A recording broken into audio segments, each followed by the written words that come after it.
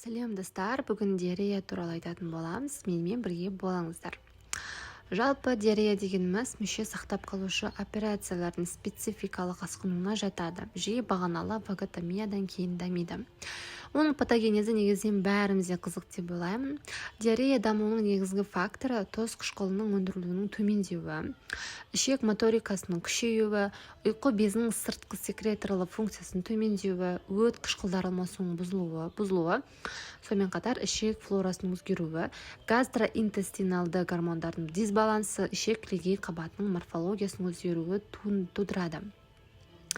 Клиникалық көрінісі диареяның 3 ауырлық дәрежесі бар. Жеңіл дәрежесінде сұйық нәжіс айына немесе аптасына 1-2 рет болады. Орта дәрежесінде 3 өту тәулігіне 5-6 рет болады.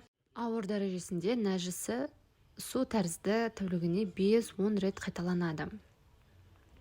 Диарея науқастың жағдайын тез нашарлатады, орта және де ауыр дәрежесі науқастың еңбекке қабілеттілігін төмендетіп тастайды.